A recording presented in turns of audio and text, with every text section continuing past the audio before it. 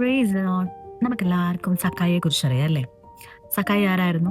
ചുങ്കക്കാരിൽ പ്രമാണിയും ധനവാനുമായിരുന്നു സക്കായി. സക്കായിക്ക് ഒരു പ്രത്യേകത ഉണ്ടായിരുന്നു.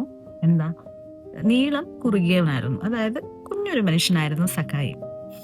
സമൂഹം അല്ലെങ്കിൽ ജനങ്ങളെല്ലാം അവനെ പാപിയായിട്ടാണ് കണ്ടിരുന്നത്.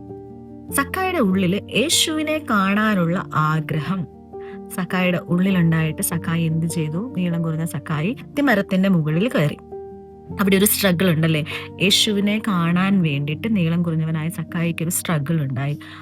അത്തിമരത്തിന്റെ നമ്മൾ ഇപ്പോൾ ഒരു നീളമുള്ള ഒരു വ്യക്തി അല്ലെങ്കിൽ നല്ല കറക്റ്റ് വളർച്ചയുള്ള ഒരു വ്യക്തി ഒരു അത്തിമരത്തിൽ കയറുന്നതും ഒരു നീളം കുറുകിയനായിട്ടുള്ള ഒരു മനുഷ്യൻ അത്തിവൃക്ഷത്തിൽ കയറുമ്പോഴും രണ്ടും സാഹചര്യങ്ങൾ ഡിഫറെൻ്റ് ആണ്, അല്ലെങ്കിൽ ഉണ്ടാകുന്ന പ്രയാസങ്ങൾ ഡിഫറെൻ്റ് ആണ്.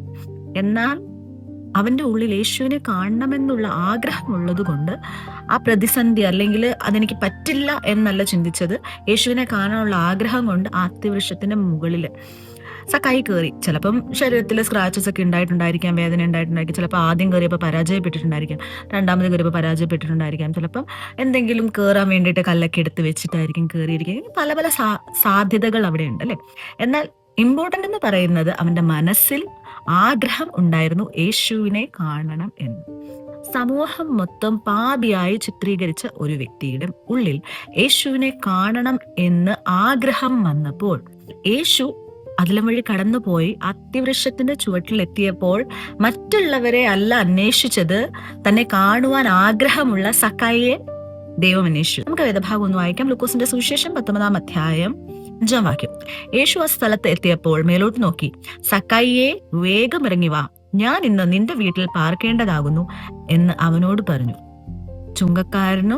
ചുങ്കക്കാരിൽ പ്രമാണിയായ സക്കായി, ജനങ്ങൾ മൊത്തം ഒരു പാപിയായി കാണുന്ന സക്കായി.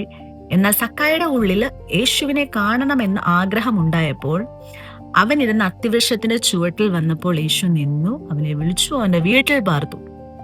നമ്മളെ മറ്റ് ഉള്ളവർ എങ്ങനെ കാണുന്നു എന്നല്ല, നമ്മൾ ദൈവസന്നിധിയിൽ എങ്ങനെയായിരിക്കണം, ദൈവത്തിന്റെ മുന്നിൽ നമ്മൾ പശ്ചാത്താപമുള്ളവരാണോ?